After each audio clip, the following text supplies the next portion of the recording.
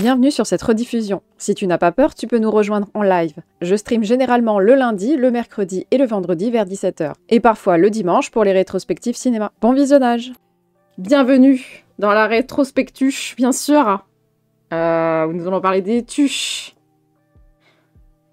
Alors, il y a 2 personnes qui ont vu tous les films sur le chat. Bravo. Bravo à ces personnes. Loud qui a vraiment tartiné hier, il en a eu 4 sur 5 et aujourd'hui le dernier, je crois. Voilà, et Mélodo, fan de la première heure. La rétrospectuche.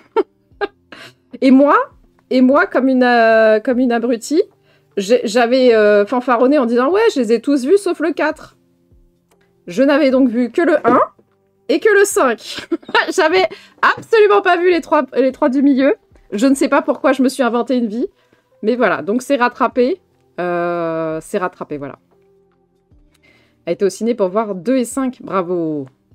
Donc nous verrons au point Moula que tu as fait donc partie du point Moula 2 et 5.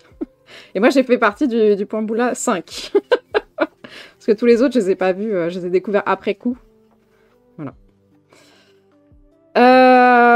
Donc nous allons parler des tuches. Chacun a sa spécificité. Donc tuche 1, c'est les tuches. Donc c'est Oh, en gros. tuche my tralala. Putain. My ding ding dong. Vous pouvez faire des vannes, ça va être très court aujourd'hui, donc allez-y. Donc les tuches, en gros, c'est une famille normalement CSP-. Je sais même pas si ça existe cette catégorie. Donc pauvre, hein, on va dire ça, pauvre, puisque Jeff Tuche, le mari, est ravi d'être au chômage. Lui, c'est son leitmotiv, c'est de ne pas travailler, et il a bien raison. Et donc il arnaque, entre guillemets, le système français, et lui, son but, c'est de ne jamais travailler. Et donc voilà, donc ils vivent des allocations. Et tout à coup, dans le 1, c'est Cathy Tuche qui joue tous les jours au loto et qui d'un seul coup va gagner 100 millions d'euros, je crois, un truc comme ça, à l'euro million. Et donc, évidemment, qu'est-ce qui se passe quand une famille où tous les membres de cette famille sont un petit peu spéciaux se retrouvent à kiffer leur vie avec plein d'argent et surtout se retrouvent propulsés à Monaco puisque Jeff Tuche décide de déménager à Monaco pour faire plaisir à sa femme. Voilà, donc en fait, tous les films des Tuches, ça va être la famille Tuche qui est très spéciale, je vais les décrire juste après, parce que c'est très important que vous sachiez qui est tout le monde. Et ensuite, dans chaque film, on va les déplacer dans un milieu qui ne leur appartient pas. Et en fait, ça en fait des transfuges de classe sociaux, économico, voilà, transfuges. Et je trouve ça hyper intéressant. Notamment dans le 3, parce qu'on va taper sur les élites politiques. Dans le 4, c'est marrant, on reste à Bouzolles, donc la ville d'origine des Tuches, mais on va y calquer une sorte de petit conte social, voilà, sur comment le capitalisme et, comment on appelle ça, la mondialisation, voilà, maltraite les petits commerces et les gens qui travaillent de façon locale, voilà. Et dans le 5, donc ils iront visiter la famille royale d'Angleterre, et donc dans le 1, c'est Monaco, et dans le 2, c'est ils iront à la rencontre des Américains, voilà.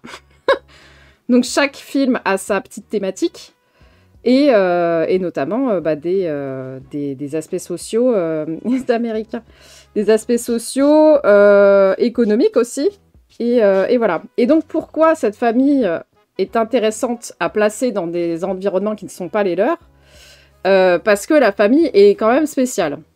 Donc Jeff Tuche, je vous l'ai dit, ne veut pas travailler. Lui, c'est son but depuis qu'il est tout petit, il veut pas travailler, il veut rien faire. Voilà, son but dans la vie, c'est vraiment de ne rien faire de ses journées.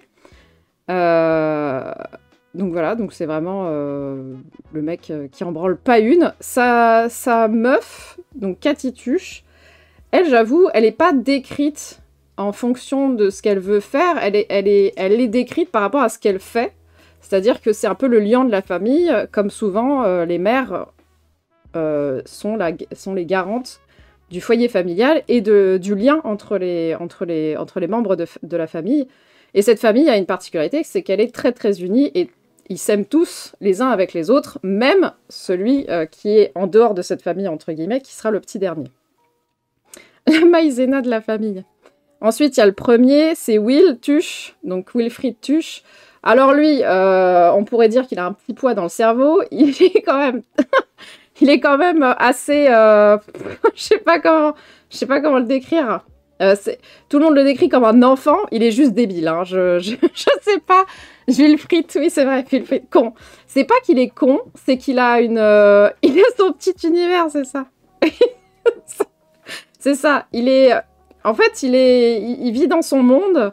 Et vraiment, il vit dans son monde et sa logique, elle est un peu comme celle de son daron, même si son daron est plus clair, on va dire, mais lui, il est vraiment out of space. On sait jamais ce qu'il va répondre et c'est toujours what the fuck. Et d'ailleurs, c'est marrant, dans beaucoup d'interviews, ils disent que les tuches sont bienveillants et n'ont jamais d'hostilité envers les autres, ce qui est plutôt vrai. Mais c'est vrai que Will, c'est un peu le seul qui est un petit peu taquin, on va dire. Ses blagues, elles vont quand même un peu tacler les autres, je trouve. Surtout sur le physique. Voilà. Mais voilà, sinon, Wilfried, il adore la musique et donc, effectivement, il claque des impros de rap qui sont nuls à chier à chaque fois. Mais c'est assez drôle. J'avoue que dans le dernier, là, avec son accordéon à faire n'importe quoi dans les rues du Palais Royal, c'était assez marrant. Voilà, ensuite, vient ensuite Stéphanie Tuche. Alors, elle, c'est la bimbo. Donc voilà, on pourrait croire qu'elle est un peu con et qu'elle est juste sur le physique, ce qui est pas faux, mais elle est pas si débile que ça. Et elle, c'est vrai qu'elle joue un peu sur le côté la frime, l'être, l'apparence plutôt, que sur le reste, quoi. Il est bon dans Fanfare. Ah oui, ça me disait rien, Fanfare. Ouais, tu sais que je suis pas très film français, hein. Mais peut-être un jour, je regarderai en dire. Donc Stéphanie Tuche. Et enfin, le petit dernier de la famille, donc qui s'appelle Coin Coin, qui s'appelle Donald Tuche. Tout ça parce que la sage-femme a dit « Oh là là, le joli petit canard !» Et donc les parents ont trouvé ça méga drôle de l'appeler Donald, parce que... et voilà. Et maintenant, son pseudo, c'est Coin Coin. Qu'il se tape avec ravissement. Et lui, c'est la seule personne intelligente de cette famille, tellement qu'il est surdoué et qu'il est capable, à 10 ans, de nous parler du tungstène qu'on récolte en Chine. Et lui, c'est le seul qui est un petit peu en dehors de la famille, parce qu'en fait, comme il est intelligent, il regarde vraiment tout ce monde comme si... c'est le seul qui est un peu dédaigneux de sa propre famille, même s'il les aime, parce que ils sont pas du même monde, littéralement. Et il comprend pas qu'ils soient tous débiles comme ça, quoi. Donc voilà, ça fait... donc cette famille est quand même très spéciale. Et grâce, en fait, à cet humour complètement absurde et what the fuck, en fait, tout ce monde-là va donc être transposé dans des cultures et des mondes, souvent avec des codes très précis. Donc Monaco, ça va être la richesse. Les Américains... en fait, il y a aussi le côté la richesse. C'est pour ça que j'aime pas trop le 2, parce qu'il reprend totalement les codes, mais c'est juste que ça se passe en Amérique. Heureusement qu'il y a tout la sous-intrigue, on va dire, avec Jeff Tuche et le travail. Mais sinon, j'avoue que c'était pas très... j'ai l'impression qu'ils sont pas giga foulés non plus pour ce film, quoi. Donc les Américains, c'est aussi la richesse. Ensuite, quand ils vont déménager à l'Élysée, ça sera comment tout ce petit monde qui ne déroge pas, c'est les seuls à ne pas changer leurs habitudes. Donc vous prenez ce monde qui bouffe des frites H24 et vous les foutez à l'Élysée, en claquettes chaussettes et en Bermuda, quoi. Donc voilà, et pareil ensuite, donc ça va être le monde socio-économique avec le capitalisme. Donc ça, c'est vrai que celui-là, on voit moins l'impact des tuches sur leur milieu, sur leur environnement, puisqu'on est à Bouzolles, donc ça ne change pas grand-chose. Mais par leur action et par leur bienveillance, effectivement, et leurs valeurs, on va voir que ça bouleverse pas mal de choses. Et enfin, le dernier, le retour du transfuse de classe, où là, la famille Tuche qui se rend en Angleterre, donc en plus barrière de la langue, parce qu'ils ne parlent pas un mot d'anglais, vous vous en doutez bien, avec une séquence assez drôle, où Coin Coin leur apprend que lui, il parle anglais couramment, et qu'ils sont en mode « Oh là là, mais tu aurais pu nous dire, c'est horrible, on découvre ça au détour d'un couloir, au secours !» Comme si il avait annoncé autre chose de bien plus dramatique, quoi. Donc voilà. Donc ça c'était pour le background des tuches qui va nous permettre de développer maintenant. Donc les premiers tuches sortis en 2011 d'Olivier Barou. Donc Olivier Barou, c'est le O de KDO, donc qui vient, lui, de la comédie et de Canal+. Tout comme Jean-Paul Rouve, qui viendra lui aussi, lui, ça sera plutôt des Robin des Bois. Donc c'est deux bandes à qui on prélève un membre, et hop, ça fait une nouvelle... en fait, c'est un croisement des flux de comédie, on va dire. Et ça tombe bien parce qu'en fait, Olivier Barou et Jean-Paul Rouve ont quasiment le même humour. Donc ça fera que des blagues absurdes et complètement loufoques, ça va très bien matcher. Et surtout, Jean-Paul Rouve, il peut improviser. Par exemple, une des répliques que tout le monde a eu en tête. J'avoue que moi, c'est pas ma réplique favorite, mais visiblement, c'est vraiment une des répliques favorites du 1. C'est quand il dit tuche avec un T, t'es où? C'est comme t'es où ou t'es pas là? T'es où, t'es pas là? T'es où, t'es pas là? Et ben ça, c'est une improvisation que Olivier Barou a accepté de garder, et c'est devenu une des répliques les plus fameuses du film, alors que voilà quoi. Human Centipede de la comédie. Lancé à l'été par Farouja sur la chaîne Comédie. Oui, voilà. De toute façon, Farouja, il a lancé plein de monde, je crois. Donc voilà, Les Tuches 1, sorti en 2011. Alors, sorti en 2011, donc, dans l'air du temps, il va y avoir le seul trigger warning qu'il y aura, c'est sur l'homophobie. Oui, je sais qu'il a lancé Hanouna, ouais.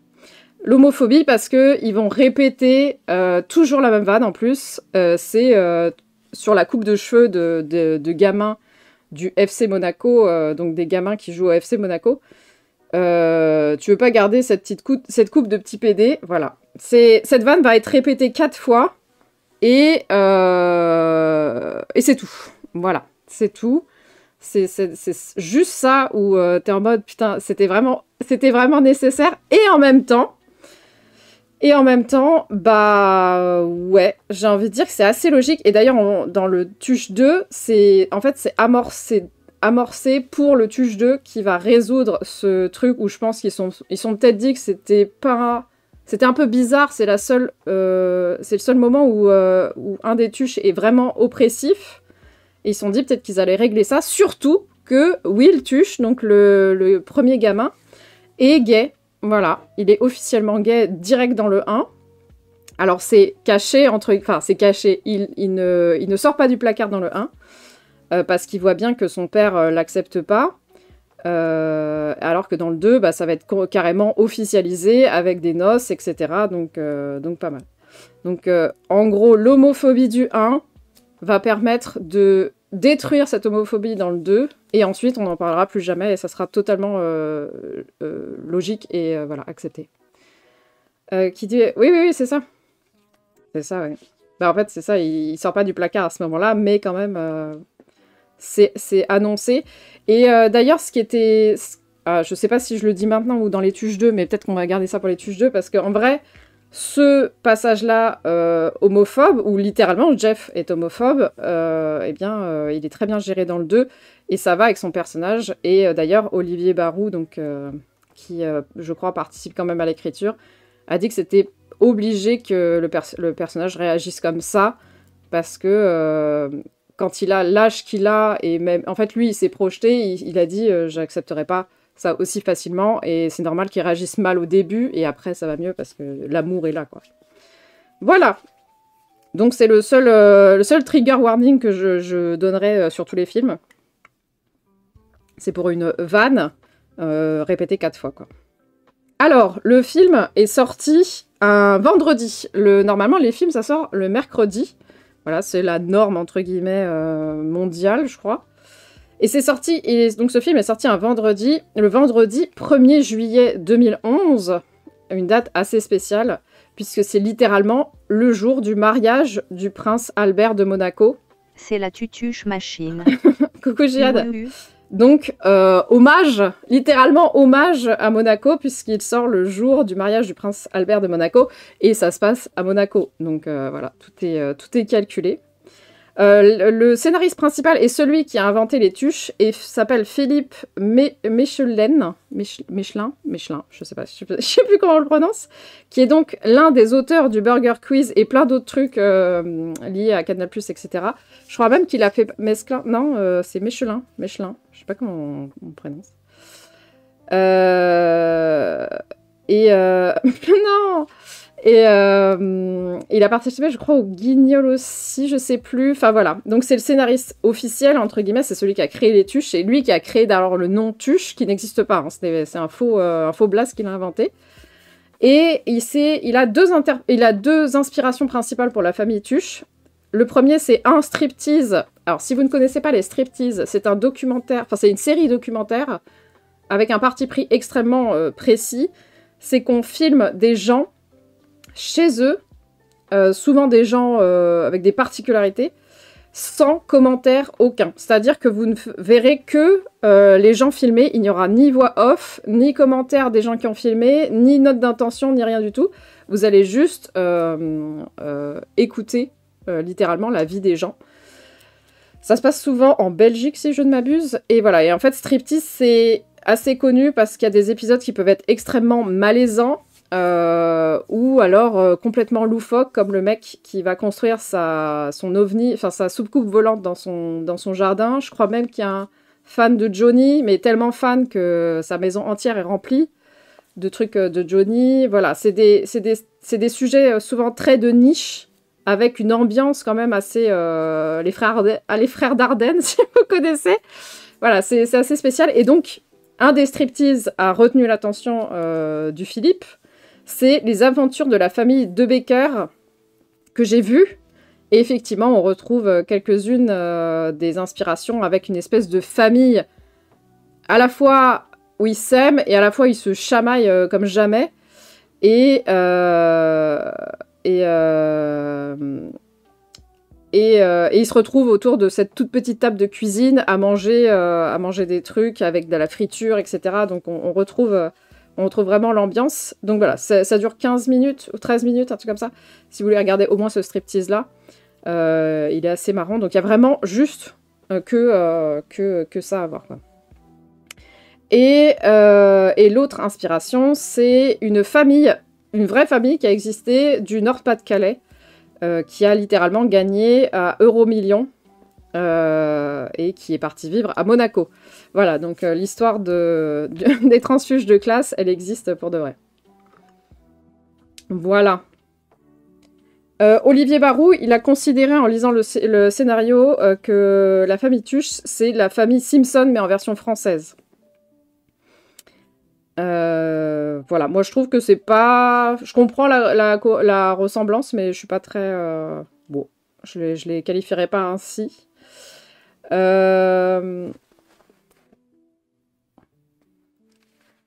Ils se sont inspirés... Enfin, ils ont voulu donner pour ce film-là... Alors, ils savaient pas qu'ils allaient faire une suite, hein, en vrai, parce qu'ils savaient pas si ça allait fonctionner. Ils sont donnés comme objectif de faire un conte sur la vie qui a été pervertie par le capitalisme, le Fordisme, etc. Donc, on retrouve ça d'ailleurs dans le premier emploi de Jeff Tuche, qui est littéralement d'observer des billes comme ça qui passent dans un rack devant lui. Donc vraiment le job le plus inutile de l'univers. Voilà, donc c'est littéralement une critique du capitalisme et du Fordisme. Le Fordisme, c'est les choses à la chaîne. C'est comment tu construis en fait, c'est Ford qui a créé toute une usine où chaque personne avait son rôle et ça enchaînait, quoi. Si tu veux, c'est Charlie Chaplin dans les temps modernes où il fait juste cric-croc, cric-croc, et après il se met à faire cric-croc partout dans tous les sens.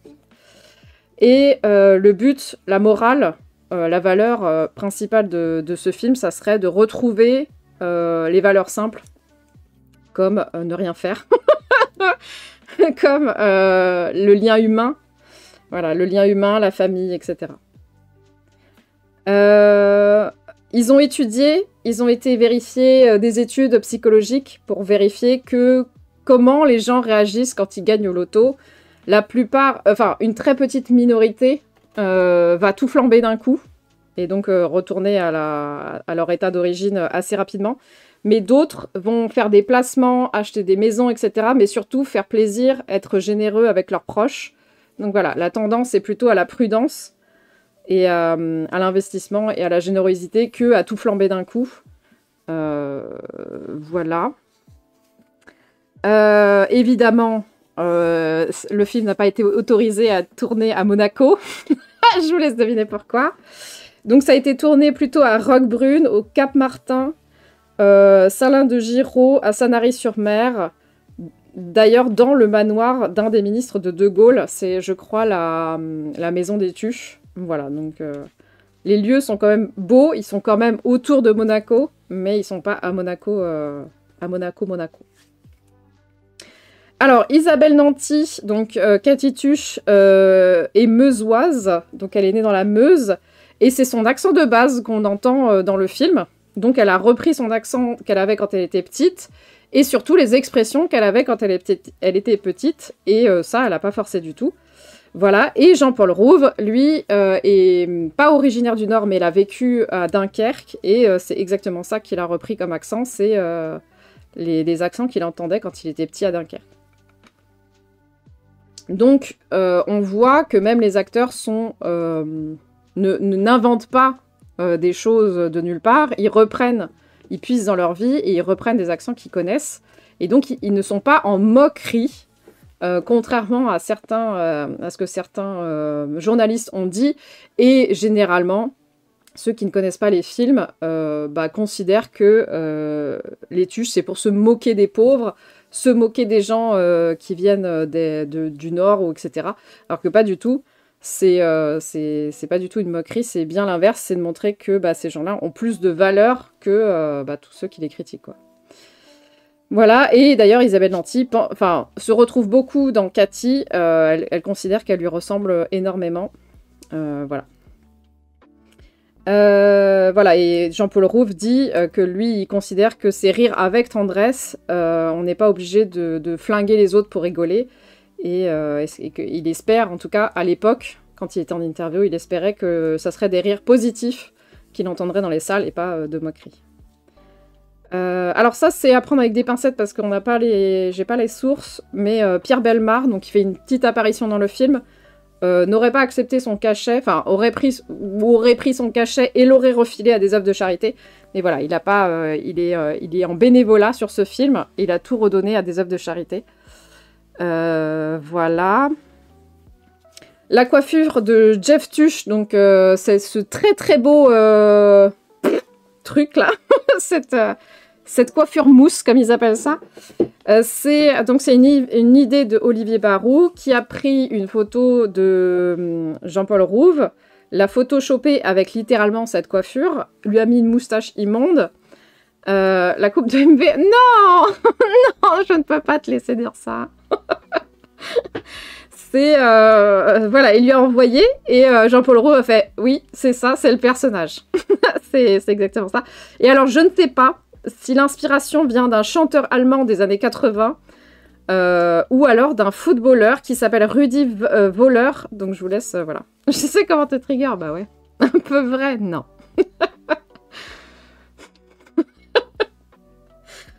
Non. Même si c'est vrai que c'est pas sa meilleure coiffure. Il y a une équipe de handball belge qui s'appelle les Tuches. Et sachez que la costumière... Je vais voir tout de suite la thème de MV. La costumière a galéré en 2011 à trouver une banane pour le personnage de Jeff Tuche.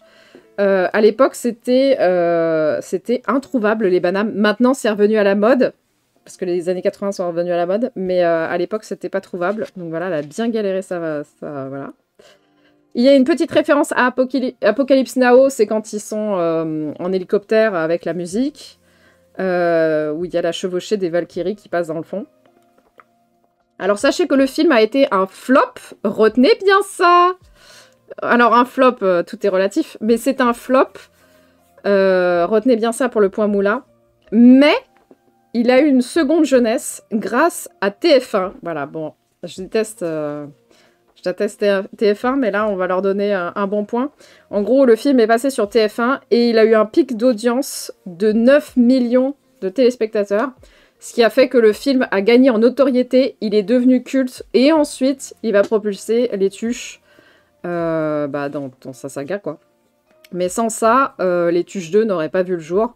Et c'est pour ça qu'il y a 5 ans d'écart entre les deux films. Voilà, je crois que j'ai tout dit. sur ces anecdotes-là. J'ai une banane chez moi. Moi aussi, elle est là-bas. Mais je ne l'ai pas mangée encore. Non, moi aussi, j'ai une banane. Mais pas une banane moderne. Et je pense qu'il cherchait une banane en cuir comme il a lui, un peu molle. Mais mon daron, il en a une. Oh là là, bébé, elle est trop mignonne. Il n'y a pas bébé sur cette cam. Est-ce que quelqu'un d'autre a quelque chose à dire sur les tuches enfin, on fera, je pense, le débrief des trucs sociaux, etc. à la fin. Mais est-ce que vous avez des choses à dire sur le... Voilà. Est-ce que c'était le premier rôle? Oui, c'est le premier rôle de Théo Fernandez. Enfin, je crois. Enfin, je suis quasi sûre, en vrai. Et d'ailleurs, j'ai une anecdote sur le casting. Sur le 1, ouais. En gros... oui, c'est ça. Donc... Il a postulé, on l'a rappelé, il a refait un casting, on l'a rappelé, et ensuite on l'a re-rappelé, et là il est passé devant Olivier Barou, pour de vrai, et il lui a donné un texte sur le tungstène, donc le fameux tungstène en Chine, donc à l'époque il a 9-10 ans, et il dit qu'il a appris le texte, il a dû le jouer, et en fait au milieu de son texte, il a complètement oublié tout ce qu'il devait dire. Et Olivier Barou lui avait dit juste avant, tant que je te dis pas ça coupe, tu continues de jouer. Et en fait, en se souvenant de cette consigne, il a continué de jouer comme si de rien n'était, en brodant n'importe quoi, en disant oui, très bien, je vais vous expliquer ça tout de suite, et voilà. Et c'est comme ça qu'il a été pris, entre guillemets, c'est que il a réussi à improviser. Et je pense que pour Olivier Barou, l'improvisation était beaucoup plus importante que de connaître son texte. Et d'ailleurs, il était très surpris d'avoir été choisi alors qu'il avait pour lui raté puisqu'il avait oublié son texte. Donc voilà, comme quoi, il vaut mieux improviser que connaître son texte, surtout en comédie. Des trucs à dire, mais sur le capitalisme. Tu veux dire abattre le capitalisme? Ok. Et ben on va passer au point moulin alors. Alors, le film a eu un budget de 11 millions. Alors, attendez, il faut que je vous fasse une petite précision. J'ai donc les budgets en euros, mais j'avais les recettes en dollars. Donc, je les ai traduits, mais je les ai traduits avec les dollars de maintenant. Donc, désolé, ça sera approximatif. Mais voilà. Donc, sur 11 millions de budget, vous pensez qu'il a récolté combien en sortie, donc hors TF1. Ce n'est pas compté le TF1. Je vous ai dit que c'était un flop. Je mets des guillemets parce que le terme flop n'a pas la même connotation en cinéma et pour nous. 5 millions, c'est plus. Tentez des chiffres. Hein. 120K. Tout de même pas. 10. Ah, pas loin, pas loin. Jihad est très très proche. 11 millions, bravo Mélodo. Voilà, égalité parfaite. Alors voilà, pourquoi c'est un flop? Effectivement, en fait, un flop au cinéma, c'est, je crois, quand le film ne dépasse pas... Enfin, en fait, ne dépasse pas assez son budget, parce qu'il y a tout le marketing, etc. à rembourser, les frais de prod. En fait, là, ça rembourse juste le film. Ça ne rembourse pas le marketing, les affiches, la promo, etc. Donc là, non, ils ne sont pas rentrés dans leur budget du tout. C'est pour ça que ça s'appelle un flop. Voilà. Donc nous, on considère que c'est OK, mais pour l'industrie du cinéma, ça, c'est pas OK du tout. Voilà, vous savez tout. Donc c'est un flop. C'est un flop, mais heureusement, TF1 est passé dans le coin. Donc tout va bien.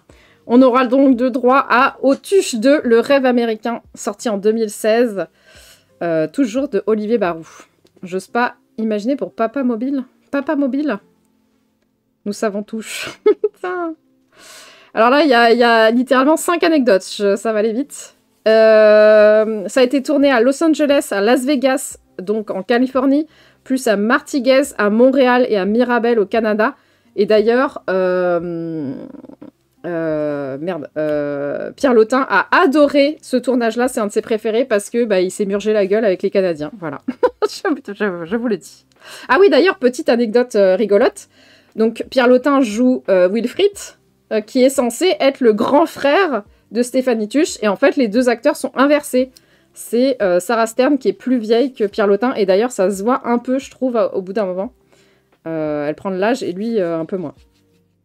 Et d'ailleurs, Théo Fernandez et Pierre Lotin se kiffent trop. Ils sont devenus trop potes et ils sont comme des frères. Des frères maintenant.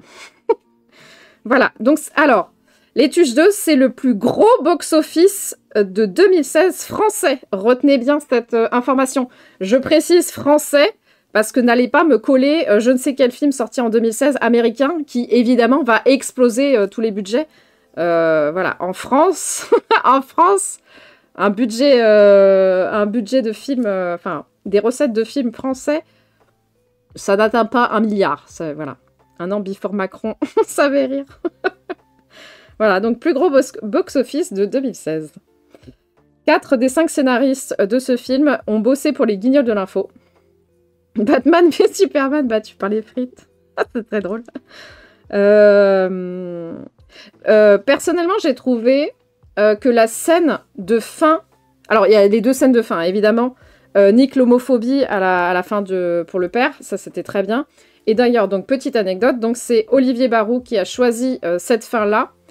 Parce que pour lui, donc comme Jeff Tuche est homophobe quand même dans le premier, c'était trop bizarre qu'il accepte d'un seul coup que son fils soit gay ouvertement et qu'en plus il se marie. Donc c'est pour ça qu'il y a un rejet de la part de Jeff Tuche et que sa femme lui dit bah va bien te faire foutre, si t'es pas content c'est pareil. Et elle se barre et ils vont tous fêter le mariage de leur fils ou de leur frère. Parce que, bah, eux, les autres membres ne sont pas homophobes et s'en battent les couilles de qui Will va fréquenter.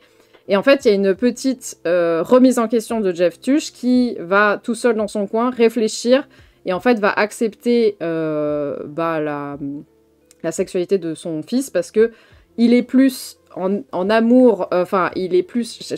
J'ai trop envie d'utiliser le terme amour, mais ça n'a aucun sens entre père et fils. Il est plus... il est plus heureux pour son fils, il a plus d'amour voilà, pour son fils que ses propres croyances. Et il faut pas oublier qu'il a été élevé dans amour filial, ouais. Oui, c'est ça, enfin voilà, c'est un amour filial, c'est pas un amour romantique, quoi. Et il faut pas oublier que, bah, même si c'est des personnages complètement what the fuck, et même si on a l'impression que la société n'a pas de prise sur eux, en fait, ils ont quand même été...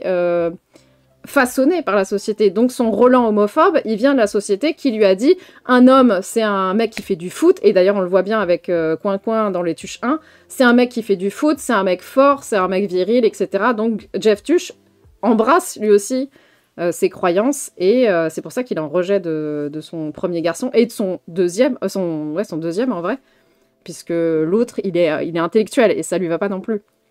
Voilà.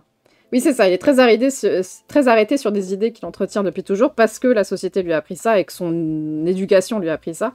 Mais à la fin, il remet en cause ses idées et parce que l'amour prévaut sur son éducation, sur cette valeur qu'on lui a inculquée parce que ça se voit que c'est pas la sienne en réalité. Et j'ai trouvé ça très bien, très logique et très juste et c'est très mignon. C'est adorable quand finalement il accepte.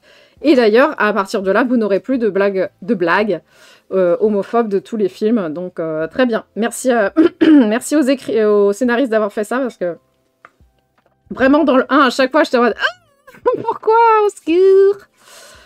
C'est un peu expédié. Oui, c'est à la toute fin, ouais. C'est à la toute fin. Mais en même temps, on va pas y passer 6 heures, parce que c'était pas le but du film, je pense.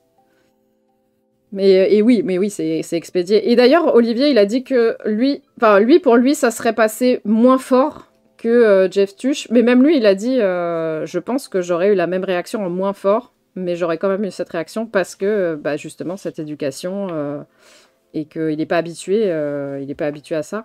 Et ça peut se comprendre, quoi. Donc voilà. Et l'autre scène que j'ai trouvée très jolie et que on voit peu en réalité, dans les écritures de personnages masculins, c'est quand, donc pendant le film, en fait, Jeff Tuche, il se met à travailler et il oublie sa femme. Il oublie Cathy Tuche. Et en fait, Cathy, elle décide de se barrer avec un Gugus pour aller faire je sais plus quelle danse, voilà. Et donc, toute la famille va à Las Vegas pour aller voir leur mère ou leur femme danser. Et en fait, Jeff, il se rend compte qu'il a tellement merdé que elle va finir avec l'autre gars et que voilà, c'est fini en fait. Leur couple est mort.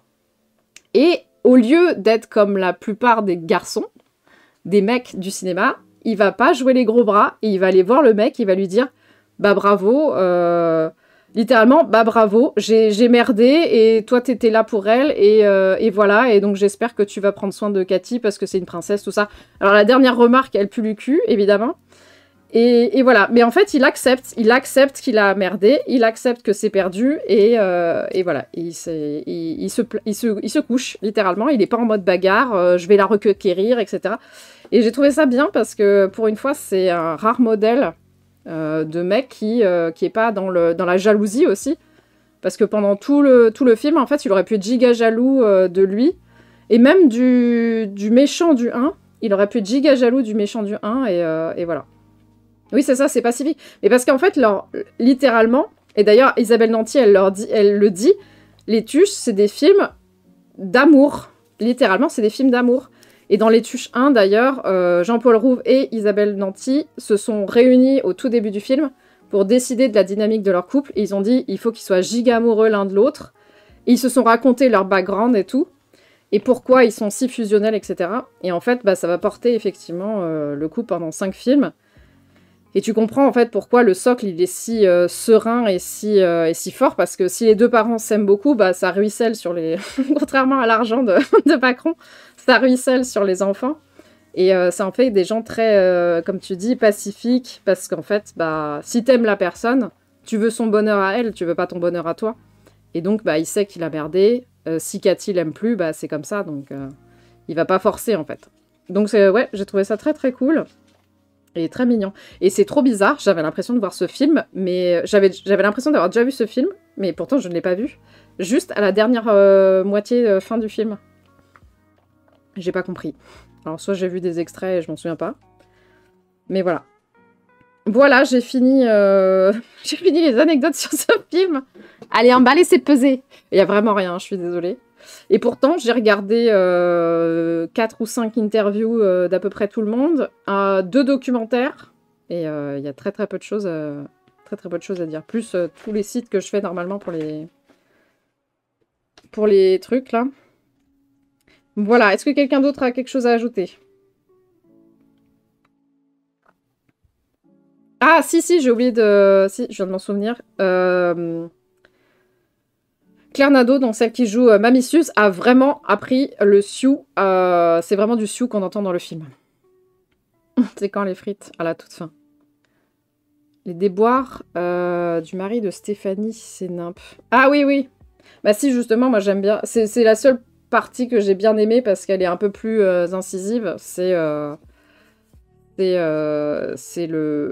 racisme un peu con des États-Unis, c'est-à-dire... tu considères que la personne, elle est directe, comment on appelle ça, un terroriste, alors que c'est juste un mec banal qui est dans les chiottes de l'avion, par exemple. Mais ils sont racistes, quoi. Alors après, oui, lui, ça le fait redescendre parce qu'il a un énorme melon. Mais voilà. Voilà. Et ben, on va pouvoir passer au point moula. Alors, ce film a un budget de 15 millions. Et je vous rappelle que c'est un succès français. Combien a-t-il récolté ? Alors, tempérez-vous quand même. Hein. on est en France. 47 millions, c'est moins. Mais c'est bien. Voilà. Vous savez déjà la limite haute. Non. Calm down. Les succès français, je vous rappelle. 43, c'est moins. 39, c'est moins. C'est un succès cette fois-ci. Rappelez-vous. 38, c'est moins. On est vraiment au juste prix. 27, c'est plus. 29, c'est plus. Ah, ça y est, vous commencez à voir les limites. 32, bravo 32 balles. 32 millions. Voilà. Donc quasi le double. Voilà, là, on rentre dans ses frais. Là, c'est un succès pour de vrai, puisque vous rentrez dans vos frais, vous avez le marketing, la promo et tout qui est pris en compte. Et voilà, donc vous avez un succès français. Donc voilà, le film en 2016, le premier film français, a récolté 32 millions d'euros. 27 millions d'euros. Mais je vous ai donné... Ah oui, j'ai regardé le chiffre en dollars, pardon. Bon, c'est pas grave. La traduction, c'est 27. Donc ça monte pas haut, hein, le cinéma français, je vous rappelle. Hein. Comparé à toutes nos autres rétrospectives là, avec nos 400 millions, nos 1 milliard avec le... Comment il s'appelle? Avec Jurassic Park et... Fast and Furious, bien sûr. Bref, Les Tuches 3. Alors, est-ce qu'il a pris en compte? Oui. Les Tuches 3. Liberté, égalité, fraternituche. Sorti en 2018, toujours de Olivier Barou. Au regard américain, je me suis demandé si c'était pas un message pour dire « T'as trompé ta meuf, c'est trop tard, tu mérites de galérer. » Ah, oui, déjà, je pense que déjà, oui. Et en plus, c'est aussi une critique des Américains. C'est pour ça qu'à la toute fin, quand le mec il grimpe la maison, ils sont 50 milliards de flics à le cerner, alors qu'il est un gars sur un balcon. Comme ça, en plus. Vraiment accroché comme un Père Noël dans la rue, là, actuellement. Donc non, c'est la démesure et le racisme latent des États-Unis en sous-texte, quoi. Alors, ça a été tourné au château de Voisin, un château qui se trouve à Versailles. Et sachez, et le saviez-vous, les Tuches 3 et Hunger Games partagent le même lieu de tournage. Voilà. C'est... Voilà. Qui aurait pu penser que je prononcerais Hunger Games pendant cette rétrospective? D'ailleurs, c'est dans le 5e Hunger Games, le même univers, ouais. Toi aussi, t'as tourné au château de Voisin? Ah ouais? T'as tourné quoi? T'as tourné dans le vide? Dans le vide, à la vide. Et en fait, ils voulaient vraiment tourner à l'Élysée, mais c'était au moment où il y avait le petit Macron. Voilà, donc c'était le bordel. Ça venait, ça rentrait, ça sortait. Donc ils ont bien compris que ça allait pas être possible. Il y avait le plan Vigipirate et tout. Voilà. Le Monde d'hier. Mais comment? T'as fait un métier là-bas? Enfin, t'as fait quoi là-bas? T'étais... Comment on appelle ça? Figure. Le livre audio du dernier Hunger Games, j'ai trop envie de revoir le 1. Oui, on m'a appris que le dernier Hunger Games allait sortir et que le livre était sorti en mars et que j'avais pas tilté qu'il y avait un livre qui venait de sortir, quoi. Ça fait figurant. Bravo. C'était bien. Ça s'est bien passé. C'était beau. Ça a l'air beau, hein, Voilà. Mais de toute façon, les Hunger Games, je dirais rien. 80 balles plus repas pour la soirée. C'est bien, hein, oui. Il est bien. Ah ouais, bah cool. Bah j'ai hâte qu'il sorte alors. Parce qu'il y a le Francis... Je les lis pas, moi, j'avoue. Il y a le Francis Lawrence qui est de retour, là. Que Gessiel est réalisateur et qu'il a écrit un petit film qui est ce qu'on appelle E.T., ouais.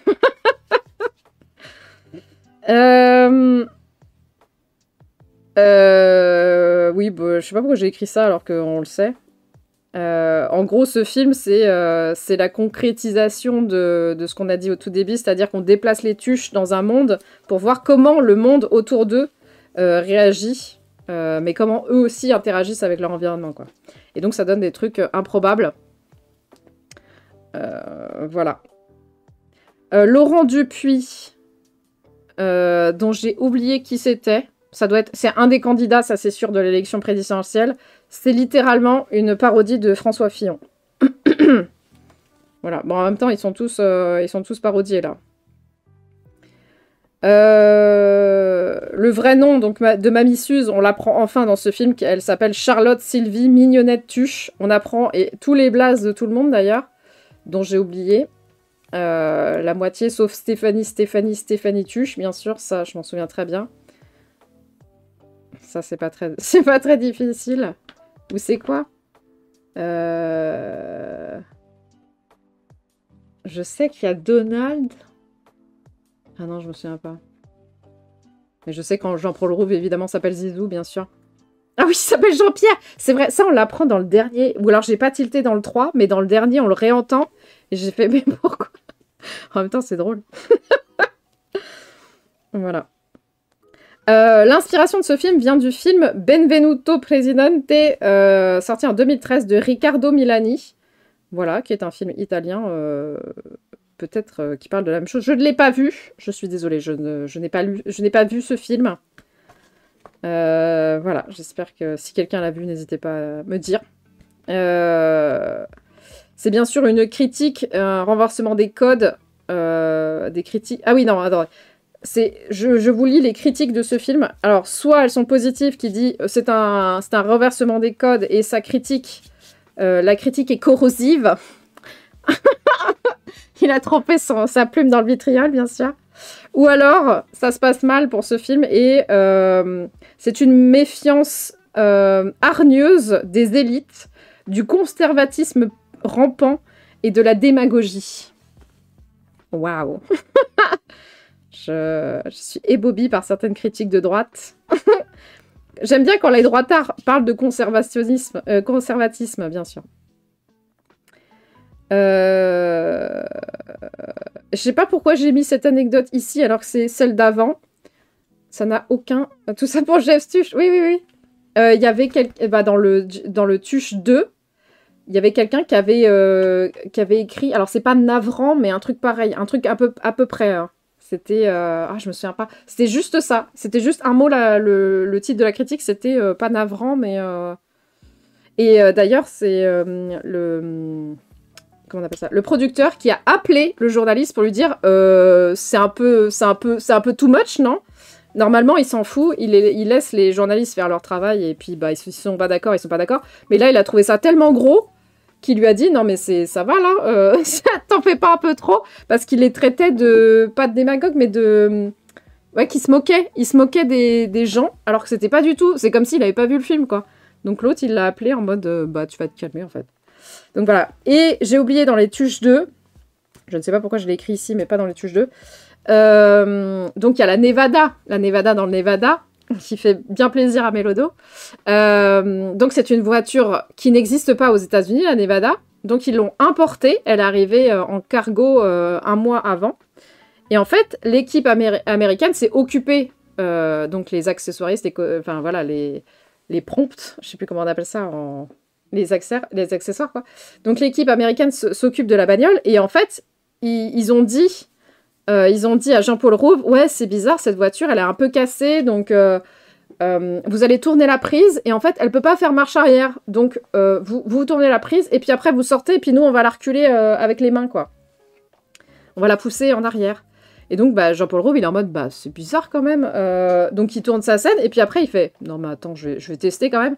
Et en fait, c'est une très vieille voiture. Donc, il fallait soulever Voilà, ils connaissent pas les manuels, exactement. Il fallait soulever Alors, je sais plus comment on appelle ça, le truc des vitesses, là. Et ensuite, reculer. Et en fait, après, il a fait... il a vraiment en mode vénère, en mode... le levier de vitesse, voilà. C'est pas qu'ils savent pas utiliser les manuels, c'est qu'en plus, ils connaissent pas les très vieilles voitures où il fallait lever. Ça, vous ne savez pas non plus, je pense.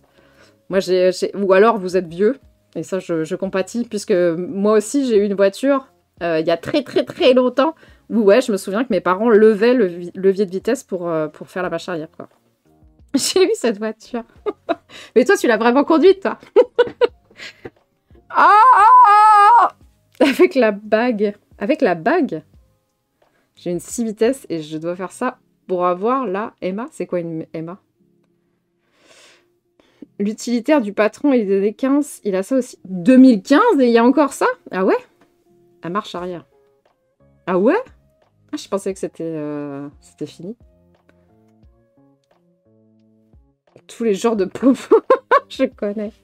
Eh bravo, vous êtes soit vieux, soit vieux. Voilà, allez hop. Non, en vrai, je savais pas. Moi, je pensais que c'était fini, le vache. Je pensais que c'était juste... elle est tout au bout, Challenger nous rejoint dans le bordel. Bonjour, Bonne Alex. chance à toi. Bienvenue. Une Renault 21 Storia. J'avais pas de Nevada. Moi, j'avais... Oh putain, je sais pas. C'était une Renault blanche avec le tac-tac comme ça, là. Ah, je me souviens pas du tout. Pas fini de soulever des trucs. Je me souviens plus comment elle s'appelle. Je suis nulle en voiture, vous savez. Salut.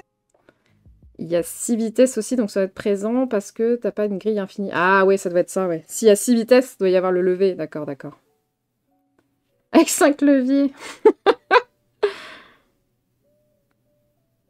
Si c'était vrai, non, on serait mal au dos, c'est bon.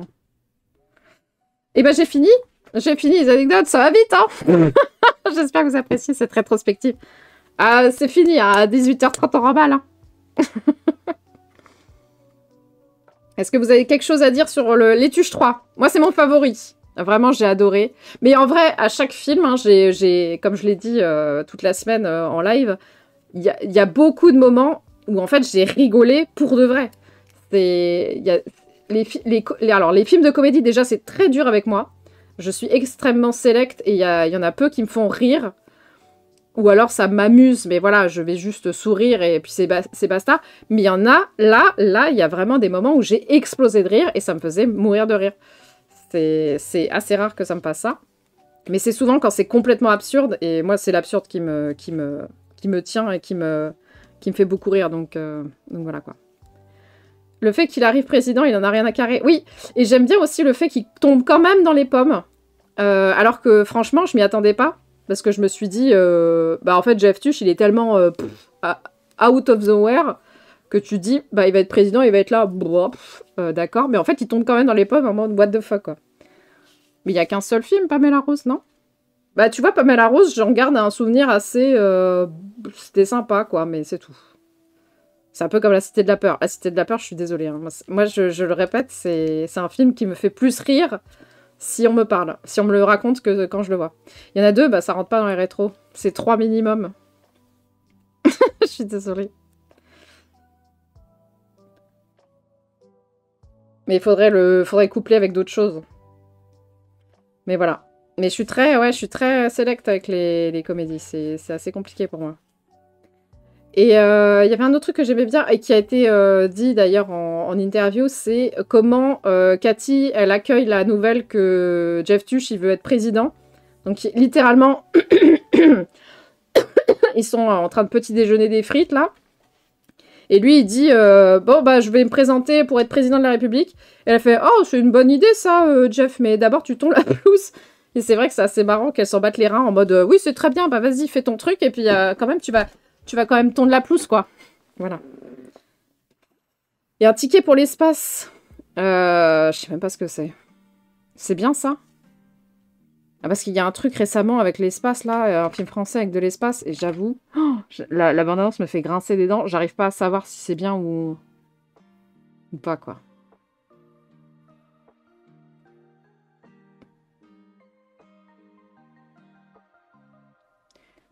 Techniquement, c'est pareil. Ok, donc ça va me faire mollement rire, quoi.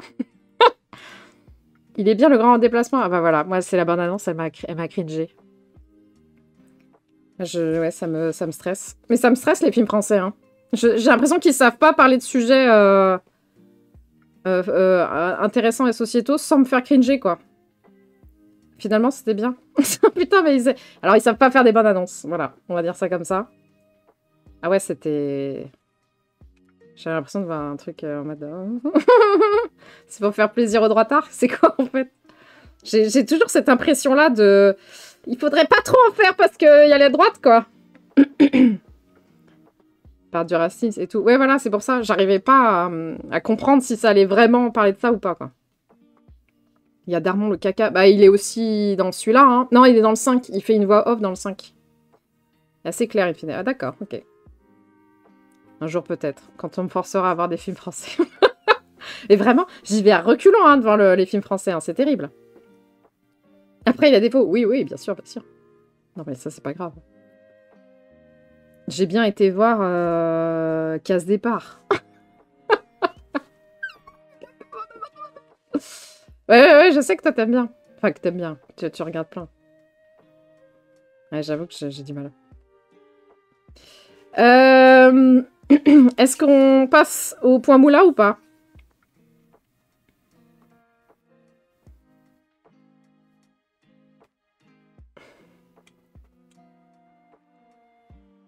Je suppose que oui. Le film a eu un budget... Pas le temps, mais a eu un budget de 13 millions d'euros. Et voilà. Vous pensez qu'il a récolté combien? Sachant que je ne vous ai donné aucun indice. C'est plus que les 2 chiffres donnés, là, déjà. Voilà. Il a déjà dépassé les tuches 2. Bravo. 45, c'est moins. 67, c'est trop. 42, on s'approche. 42. On s'approche. 41. Putain, Jihad, bravo. 40. Voilà, bah, faut faire comme Jihad, en vrai. Donc là, c'est un Stonks. Et j'avoue, quand mon film préféré est un Stonks, ça me fait plaisir dans une rétro. Voilà, donc je suis contente. J'ai l'impression que mes goûts se rejoignent dans l'appréciation commune. Alors que nous sachons que dans Jurassic Park, mon préféré n'a pas récolté le max. Ça, c'est bien dommage. Donc voilà, donc le gros Stonks. C'est bien. En même temps, je trouve qu'il mérite. Pas d'oppression. Les blagues sont très drôles. Ça tabasse tout le monde. Ça m'a fait plaisir. Donc voilà. Et ça reste complètement absurde, bien sûr. Donc on va enchaîner avec Les Tuches 4. Pas de sous-titres pour Les Tuches 4. Ils n'en avaient plus rien à foutre, visiblement. Sorti en 2021 de Olivier Barou. Et donc c'est basé... Donc ils ont voulu faire littéralement un conte de Noël, une fable sociale pour petits et grands. Et ils ont trouvé ça extrêmement difficile d'écrire en fait ça. Parce qu'en fait, il faut que ça parle aux petits et que ça parle aux grands. Et j'avoue que le thème, pour des gamins, c'est un petit peu compliqué, je trouve. Mais, je trouve que ça va. Alors, j'en sais rien si un gamin pourrait regarder ce film et comprendrait ce qui se passe. Mais je trouve que ça va. Et donc, je pense que c'est pour ça... Ouais, je sais que tu l'as pas aimé. Et je pense que c'est pour ça qu'il est un peu différent des autres. Je m'en branle de Noël. Bah, moi, je m'en fous, entre guillemets, de Noël. Mais j'ai trouvé ça intéressant pour le sous-texte capitaliste, etc. Ça, j'ai bien aimé. Et surtout, la morale finale, où le mec, il est en mode « Alors, vous allez les vendre combien ?» Et les autres, ils sont en mode « Bah, on va pas les vendre, en fait. On les donne. » Alors ça, vraiment, j'étais en mode... Mais on le savait déjà. En fait, si tu connais les tuches, tu le sais déjà que la réponse va être ça. Et t'es vraiment en mode... Bah oui, en fait. Et le mec, il est en train de se décomposer parce qu'il a tout donné sur le fait qu'il pourrait pas dépasser... moins de 10 € la vente, et voilà. Donc voilà. Mais je comprends en vrai que tu l'aies moins aimé parce qu'il est... il sort du lot parce il n'y a pas de... on prend pas les tuches et on les fout pas ailleurs. Ils sont à Bouzolles, ils restent à Bouzolles, donc ils sont entre Bouzolais. Et là, ça va se passer en mode local. Et ça sort, du paradigme habituel, c'est-à-dire que les tuches interagissent avec un environnement différent, quoi. Le côté magique, moi je l'ai vu venir et ça m'a pas dérangé, mais peut-être parce que pour une fois, normalement Noël je m'en fous, j'avoue. Mais là pour une fois, je sais pas, j'ai trouvé ça mignon. En fait, j'ai trouvé assez ça mignon. Et ça m'a fait penser au film de Alain Chabat quand il joue le Père Noël, que j'avais bien aimé aussi d'ailleurs, je trouvais ça trouvé mignon en fait. Voilà, c'est des trucs mignons. Où peu importe que ça soit Noël ou pas, c'est juste le côté magique et ça garde en fait une espèce de côté enfantin, un peu basique, quoi. Voilà, Santa Nico, ouais, c'est ça. Ouais, j'avais bien aimé aussi, je trouvais ça mignon. Mais de toute façon, je sais pas, je trouve mignon. Jusqu'à ce qu'on m'annonce que c'est un connard. Let's go. Tous les autres films, parce que dedans, il y a un mec qui se fait empoisonner par des patates. Cette phrase m'est adressée, puisque j'ai spoilé.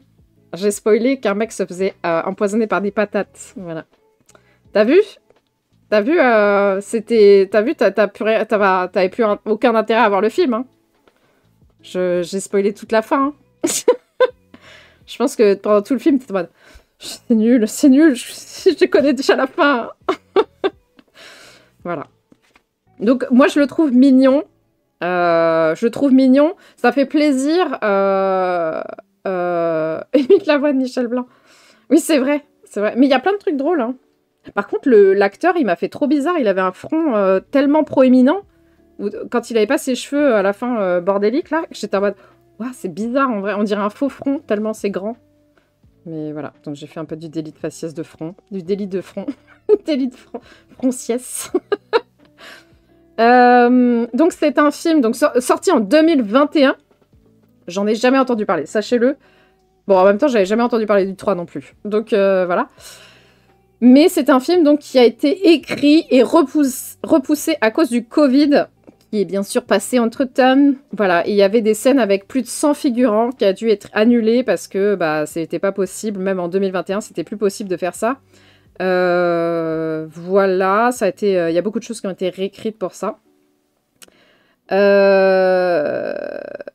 pour Jean-Yves Marteau, donc l'adversaire, on va dire, de ce film, donc, qui est joué par Michel Blanc, Olivier Barou voulait un acteur qui soit pas classique dans ce genre de rôle, donc il voulait pas qu'on détecte tout de suite que c'est un méchant, même si on comprend très vite que ça va être l'adversaire de Jeff Tuch, donc forcément c'est un antagoniste. Et donc ils ont penché à Michel Blanc, qui est effectivement normalement a des rôles un peu sympathiques. Alors je suis nulle en cinéma français, mais je me souviens pas l'avoir vu dans un rôle où il est vraiment détestable. Voilà, donc c'est des acteurs qui jouent pas des connards non plus. François Berléand,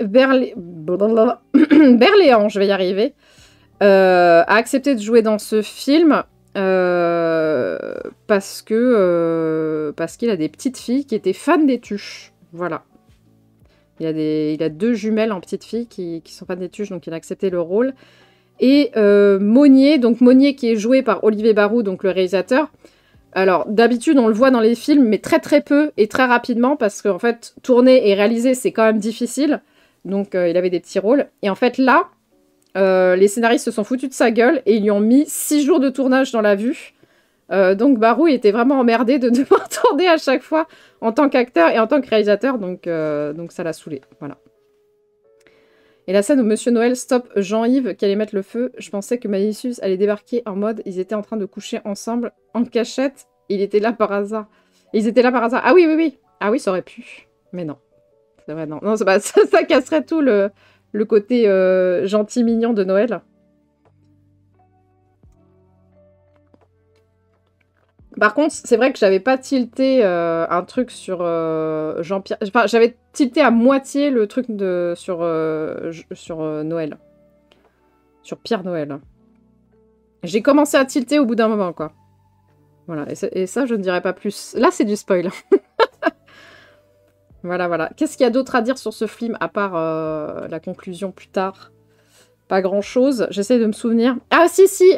Donc, c'est bien Isabelle Nanty qui a joué sa sœur et elle-même. Et elle a adoré, évidemment, jouer 2 rôles différents. Très, très différents. D'ailleurs, quand j'ai lu les anecdotes avant de voir le film. Et quand j'ai vu l'interprétation de la sœur, j'étais en mode... Mais what the fuck, j'aurais jamais pensé à ce trait de enfin à ce personnage très bizarre en vrai. Parce qu'elle est à la fois très très froide et à la fois ok et sympathique. Et vraiment, t'es en mode, mais qu'est-ce que je comprends de ce personnage? Donc en vrai, la sœur, elle est perturbante, je trouve. Oui, elle est très mignonne. Très très mignonne, Isabelle Nanty. Mais elle est vraiment adorable, ça se voit. Ah oui, il y a une anecdote assez connue, entre guillemets, mais en fait... je l'ai appris, voilà. En fait, Isabelle Nanty est la professeure de théâtre de jeu de Jean-Paul Rouve. Ils se sont rencontrés, donc, littéralement au cours Florent. Et c'est elle qui était sa prof à lui. Et d'ailleurs, sa méthode à elle, c'est de jamais donner de conseils pour améliorer ton jeu. C'est seulement de poser des questions. Voilà, j'ai appris ça et j'ai trouvé ça intéressant. Parce que c'est vrai que c'est facile de donner des conseils, entre guillemets, mais elle passe plus par la réflexion interne des gens pour se démerder à trouver tout seul le ton. Et c'est pour ça, d'ailleurs, que le couple marche si bien, parce qu'en fait, ils se connaissent depuis très très longtemps. Voilà. Un rendez-vous dans l'usine avec un mec rencontré sur une app qui lui dit qu'il empaille lui-même ses nails, elle lui fracasse le crâne sur la... Ça m'a plu. Putain. Mais de toute façon, c'est vrai que Mamie Suze, tous les sous-titres sont exceptionnels, hein. Mais on aime toujours sa famille malgré la distance. Et du coup, ils sont séparés à cause des 2 hommes. Oui, oui, oui, bien sûr. Ouais. Ouais, ouais. Puis même, elle est d'accord pour que sa fille fasse Miss Bozol, alors que t'as pas l'impression qu'elle donne pas l'impression qu'elle est qu'elle serait très pour ce genre de décision, alors qu'elle s'en fout visiblement que sa fille soit Miss Bozol. Donc voilà, parce que c'est vrai qu'elle fait très prout-prout. Vu qu'elle vit dans un milieu plus aisé, elle a quand même... épouser un mec qui finit riche, etc. Enfin, qui est riche, parce qu'il est cadre. Il est manager. Voilà. Ah oui, et puis toute cette histoire de la voiture manager, là, complètement con, c'était très drôle. Tout premier spectacle des Robins des Bois. Ah oui. Ah, ça se trouve, je savais, mais je m'en souviens plus. Ça fait tellement longtemps, les Robins des Bois. Les Robins des Bois, j'aimais et j'aimais pas. C'est comme ils sont à la limite d'être trop... pipi caca pour moi à certains moments comme les nuls. Voilà, ils sont un peu plus proches des nuls que des inconnus. En fait, ils sont vraiment au milieu au milieu des inconnus et des nuls pour moi. Et donc, il y a certains sketchs que j'adorais parce que c'était complètement absurde comme les inconnus et trop pipi caca comme les nuls à certains moments. Mais, ah oui, d'ailleurs, le personnage de Jeff Tuch, c'est plutôt ça serait le cousin d'un des personnages que Jean-Paul Rouve incarnait dans Les Robins des Bois, qui était dans Radio Bière Foot, un des sketchs dont je me souviens le plus, parce que j'adorais répéter Radio Bière Foot. La radio de la bière et du foot. Et ça me faisait trop rire, voilà. C'était inégal. Oui, bah ça dépend de ton humour, en réalité. Et j'ai revu un de leurs sketchs où ils sont en train de jouer les Bee Gees. Et en fait, les trois mecs, donc Pierre-Martin Laval, Jean-Paul Rouve et je vais pas me souvenir du petit dernier. C'est pourtant un mec hyper connu qui a joué dans le 2 d'ailleurs. Attends, est-ce que je l'ai noté? Non, je l'ai pas noté. Barthélemy, voilà. Qui joue les Bee Gees. Et donc, ils sont obligés de parler giga aigu. Et en fait, ils sont explosés de rire pendant tout le... À peine ils commencent, ils sont déjà tous en train de chialer de rire. Et ils n'arrivent pas à jouer le truc parce qu'ils sont juste en train de rire, en fait. Et j'avoue, ça m'a fait mourir de rire parce que je me souviens de ce sketch. Où c'est complètement con, hein, c'est juste nul. C'est juste qu'ils ont la voix aiguë et ça les fait giga rire, voilà. Et c'est vrai que ça me fait rire aussi. Voilà. J'ai fini les anecdotes d'ailleurs. Ah bah non, tu vois, je me souviens pas de ça. Je me souviens pas de ça. Et j'avoue que ça me fait pas giga rire. Bah, là, comme ça, tout de suite, ça me fait pas giga rire. Mais vraiment, les trucs pipi caca, bah, c'est comme le Tony Glandil, là, des nuls. Ça vole pas haut, quoi. Le seul truc qui pouvait me faire rire, c'est parce qu'il rigole comme un connard quand il dit Tony Glandil ou je sais plus quoi, là, l'espèce de savant fou que joue Chabat, mais c'est tout, quoi. Donc voilà. Est-ce que vous avez quelque chose à ajouter sur ce film? Le mec dans le 2 qui est photographe, c'est résolu hyper vite, mais hyper simplement, en mode Stéphanie l'appelle, lui dit « Au fait, tu m'envoies sur des casse-têtes pourris, c'est fini. » Oui, c'est vrai. C'est vrai que c'est fini après. Allez, ça dégage. Oui, c'est vrai, c'est vrai, c'est vrai. J'avais complètement oublié.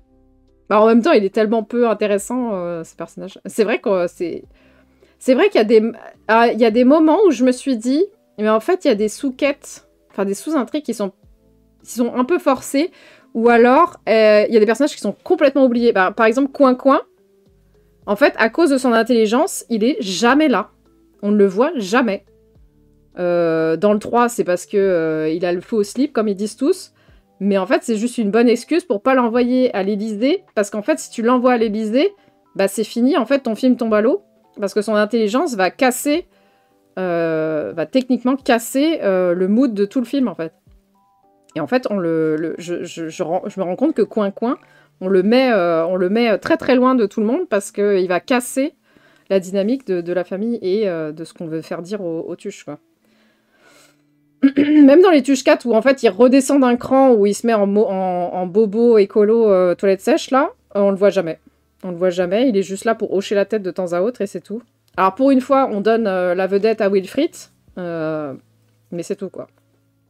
C'est vrai que Wilfried, d'habitude, il est juste en mode... je fais des contests de rap tout seul, et c'est tout, mais là, pour une fois, il avait une petite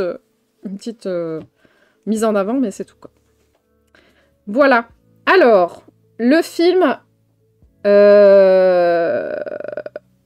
a eu un budget de 17 millions. Vous pensez qu'il en a récolté combien? Je ne vous ai donné aucun indice. Mais peut-être que l'avis de Mélodo est un bon indice. C'est trop, c'est trop, c'est trop, c'est trop. Des frites, des frites, des frites.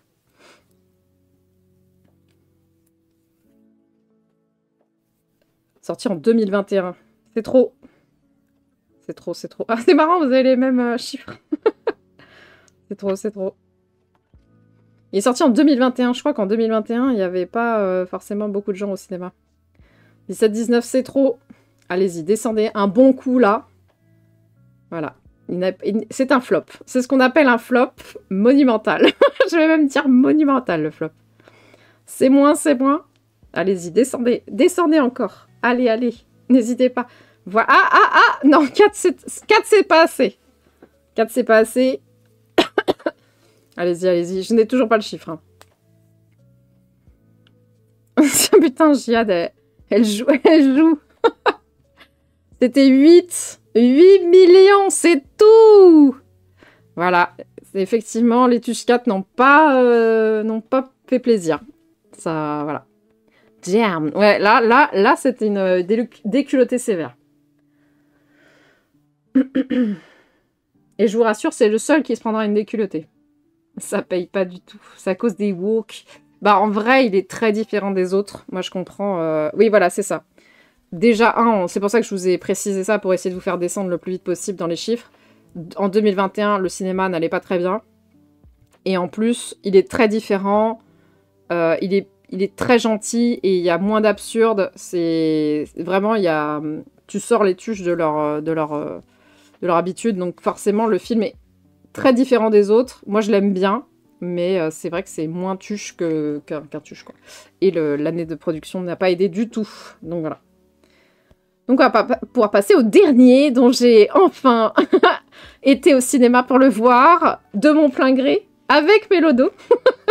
Nous avons été voir ensemble les Tuches. C'est un patuche, ouais. Donc, God Save the Tuche. Le titre change. Et le titre change, mais ce n'est pas le seul d'ailleurs. Donc, sorti en 2025. Et c'est Jean-Paul Rouve qui va le diriger. Puisque il y a eu un désaccord financier et artistique avec Olivier Barou et le producteur de base du film. Donc, voilà. 2 personnes qui avaient fait les 4 premiers ont disparu de ce projet pour différents trucs. Je crois que je sais même pas si c'est Mélodo qui m'a entraîné ou si c'est pas moi qui ai dit j'adore les Tuches, tu veux pas y aller. On s'est découvert une fascination pour les Tuches mutuelle et on a fait. Voilà. Donc, si vous ne le savez pas, moi je ne le savais pas, Jean-Paul Rouve a réalisé 5 films sérieux avant, donc c'est des films plutôt réalistes, voilà. Et il voulait pas faire la réalisation de ce film parce que il préférait jouer dans celui-là que de le réaliser. Et Chabat lui a dit si tu le fais pas, t'es con. Et Jean-Paul Rouve, il a pris la mouche, alors il a accepté de réaliser le film, voilà. On s'est autant traîné.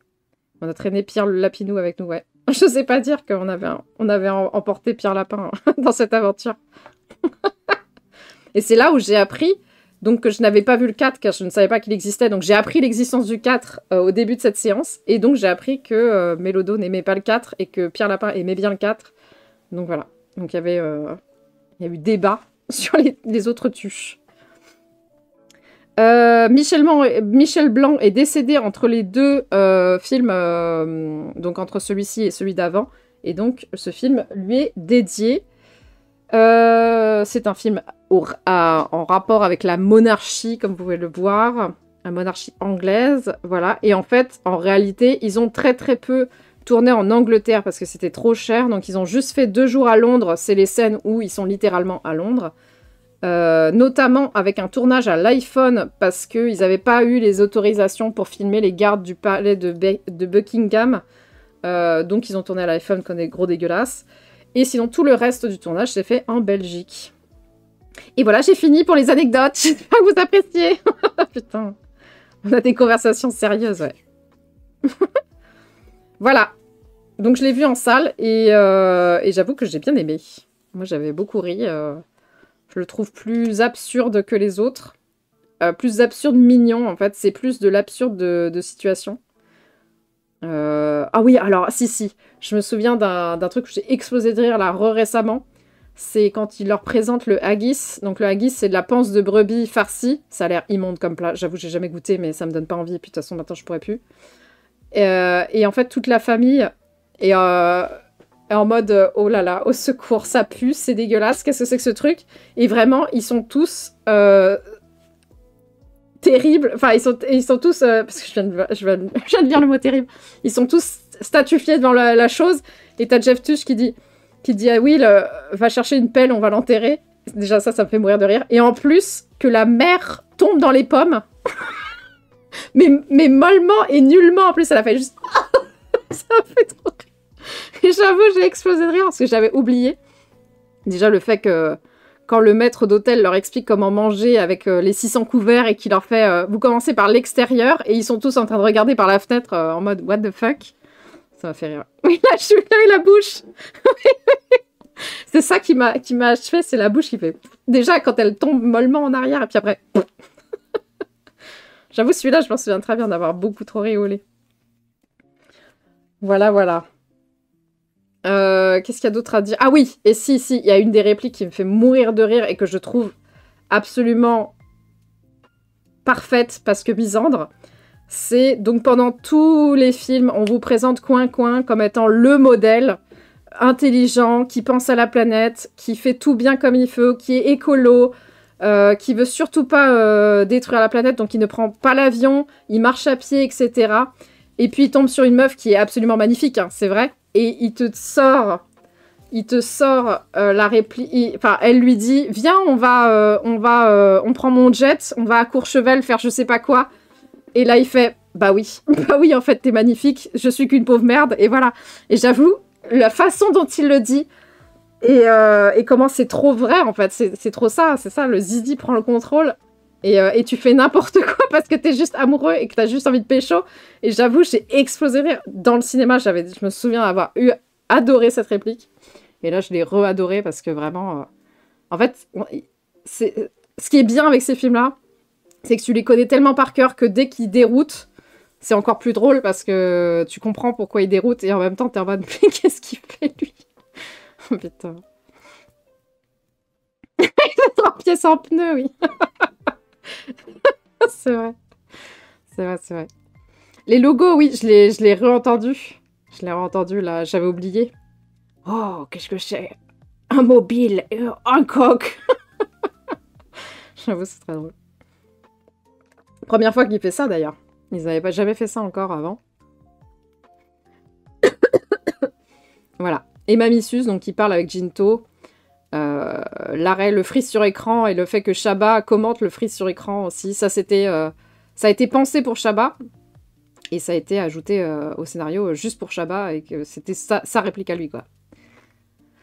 Le truc de Jeff qui est crevé, qui s'endort toute une journée, les autres que... c'est jetlag et voilà. Oui, mais c'est juste ça en fait. Ah oui, c'est la même vanne que quand il est giga riche dans le premier et il tend un billet à sa meuf et il lui dit tiens, c'est pour faire les courses et puis tu m'achèteras des piles. Et il y a beaucoup de gens qui n'ont pas compris pourquoi il demandait des piles. Et en fait, c'est juste... parce que c'est peut-être un réflexe de pauvre qui se dit si j'ai pas de piles, je vais pas bien. Donc c'est peut-être juste ça. Et 2, bah, c'est juste parce que c'est complètement absurde, en fait. Tu te dis, tu files pas un billet de 500 balles à quelqu'un pour qu'il t'achète des piles. Surtout des piles, quand t'es giga riche, tu t'en bats les couilles. Et donc voilà, c'est ces deux trucs-là qui font rire. Et pareil pour le jet lag, c'est peut-être juste parce que c'est complètement absurde. Et en fait, dès qu'il sait que c'est jet lag, bah il va mieux. En fait, il est en mode, ah bah si c'est ça, bah c'est bon, alors ça va mieux. Et pareil, quand il remonte Big Man pour que le jet lag s'efface, entre guillemets, bah il va mieux en fait. Et en fait c'est juste ça, en fait c'est comme s'il était, il était vraiment défoncé parce que l'heure n'est pas la bonne. Et c'est juste de l'absurde, de l'exagération absurdienne. Moi je l'ai traduit comme ça. C'est vrai que c'est pas très clair. Et j'avais oublié et je m'en suis rappelé quand je l'ai revu et j'étais en mode bon, bah, ça doit être ça en vrai.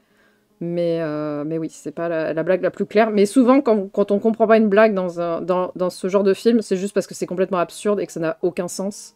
Et qu'il faut juste le prendre en mode ça n'a pas de sens. Ça n'a pas de sens, c'est illogique, mais c'est logique dans leur monde, quoi.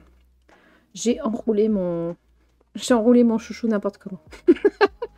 Car oui, je tripote des trucs pendant que je vous parle. Voilà. Est-ce que quelqu'un a quelque chose à dire sur ce film?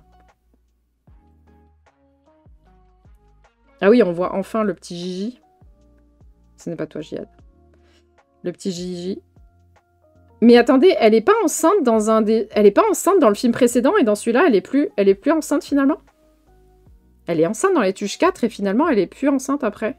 C'est vrai que ça, par contre, ça m'a paru bizarre dans les Tuches 4 parce que je connaissais le 5 et j'étais en mode, mais attends, elle a pas d'enfant.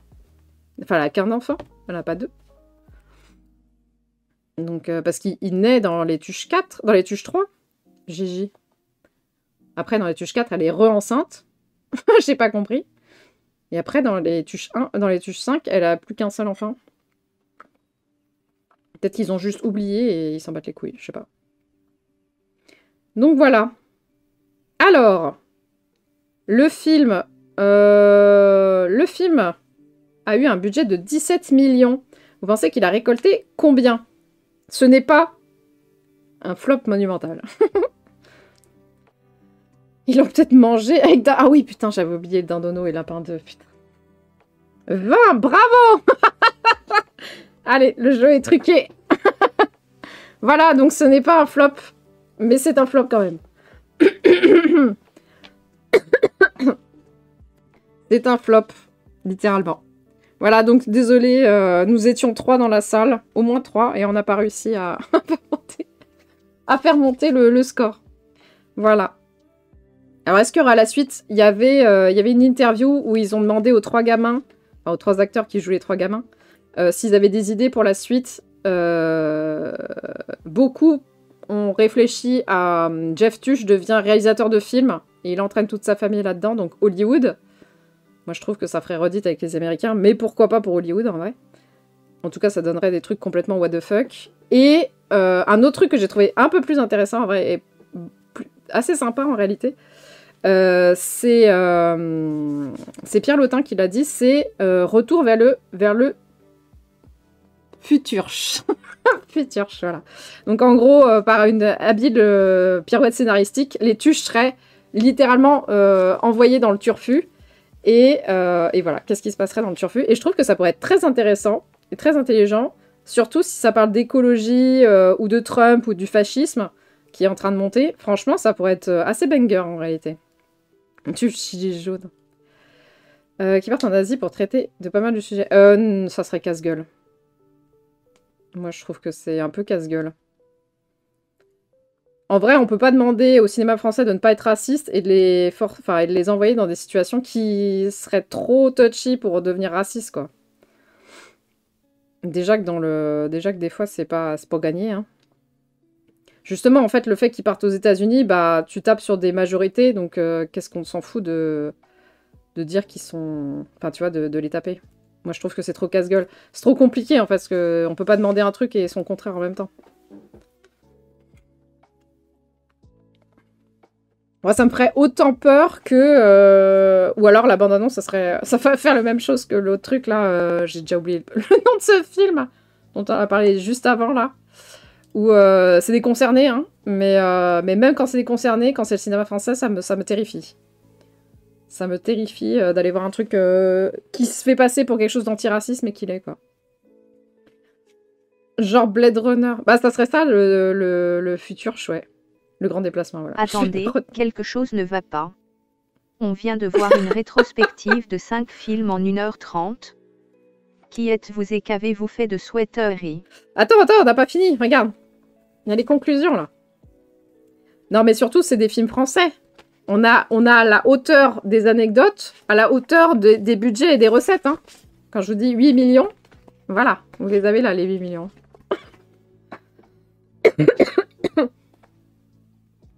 Oui, les papes. Ah oui, on pourrait aussi se faire sur les papes. Ouais, sur la religion. Alors là, tu te fais démonter par tous les connards de droite arcatro, là. Sinon, tu me fais une qu'est-ce qu'on a fait au bon Dieu? Ah non. Pitié, mais non. Voilà. Voilà. Alors, on va entrer dans la partie analyse. Analyse. Pourquoi la saga Tuche est bien? Qu'est-ce qu'on a fait au Tuche? Oh là là, le pire. Pourquoi c'est une excellente saga et pourquoi je l'aime? Alors déjà, bon alors vous l'avez peut-être compris, en réalité ça parle de beaucoup de trucs sociétaux, etc. L'anticapitalisme, exactement. En gros, ça prend beaucoup de sujets qu'on combat et ça le met en lumière, littéralement, parce que cette famille, elle a des valeurs qui sont très proches de les nôtres et surtout qui les met en pratique. Et ça, c'est assez rare. C'est assez rare. Et d'ailleurs, c'est un des trucs qui avait étonné Jean-Paul Rouve quand il était parti rencontrer des gens pour Tuche 2. Il avait rencontré des familles qui disaient « Mais on aimerait trop être les Tuches parce qu'eux, ils sont libres, ils n'ont pas de convention... Enfin, ils ont pas de tact, on va dire ça comme ça. Ils ont pas de regard, ils ont pas peur du regard des autres, quoi. Et c'est pas parisiano-centré, avec des fucking quarantenaires qui ont des problèmes de quarantenaire de ces morts, là. On va voir le cinéma français. Viens, bébé. Viens, mon bébé. Hop là. Oh là là là. Et oui, c'est pas parisiano-centré, mais surtout, en plus, ça montre que... c'est pas parce que tu viens... oh, baby. Tu viens de la province ou de petits trous paumés, là, que t'es si con que ça, en fait. Parce que Jeff Tuch, on pourrait croire qu'il est un peu con, mais en fait, il est pas si con que ça. Il a vraiment des... Il a des réflexions absurdes, une logique bien à lui, mais il est pas si con que ça. Et ça, c'est plutôt agréable. Donc voilà, en fait, cette famille, effectivement, elle a une liberté assez énervée. Et comme on l'a dit, en fait, ça va aussi avec la bienveillance. Alors, à part, on va extraire Tuche 1 et Tuche 2. Enfin, Tuche 1, on va dire. Oh, pipi. À part Jeff Tuch et son homophobie, tout le reste, enfin, tout ce qui nous montre du reste, c'est quand même assez bienveillant et c'est jamais contre les gens ou contre ce qu'ils sont. Même à un moment donné, quand Georges Diouf, il veut sortir avec Stéphanie Tuch, Jeff, il lui dit non, mais c'est pas possible. Et l'autre, il monte direct sur ses grands chevaux en disant mais c'est parce que t'es raciste, c'est parce que je suis noire, c'est ça. Et Jeff Tuch, il est en mode ben non, mais c'est parce que t'es giga vieux. Et en fait, pas du tout. Ils ont juste 3 ans d'écart. Et on sait pas pourquoi Jeff Tuch, il considérait que Georges, il avait 50 de plus que l'autre, que sa fille. Et donc, c'est pour ça qu'il était contre. Et en fait, ça désamorce tout de suite le fait que bah, finalement, Jeff Tuch n'est pas raciste. Il a juste, on sait pas pourquoi, décidé que Georges avait 10 ans de plus, alors que pas du tout. Et que c'était pour ça qu'il sortirait pas avec sa fille. Et finalement, quand il apprend qu'ils ont que 3 ans d'écart, en mode... Mais, ah oui, en plus, il sait pas compter, donc voilà. Mais il est en mode, ah bon, bah, d'accord, alors. Enfin voilà, il est vraiment pas contre les gens. Et il est plus contre des trucs, des valeurs qui ne sont pas les siennes. Notamment le travail, le capitalisme. Lui, il a pas envie de travailler, donc il travaillera pas. Il trouve que c'est complètement con. Et ça se propage, en fait. Ça se propage à tous ceux qui touchent, à tout son environnement. Ça va se propager. Et en symbolique, il y a une symbolique qui est très utilisée, normalement, pour ce renversement des rôles et des valeurs. Ça s'appelle le carnaval. Le carnaval, ça a été littéralement inventé pour que les valets deviennent des rois et pour que les rois deviennent des valets.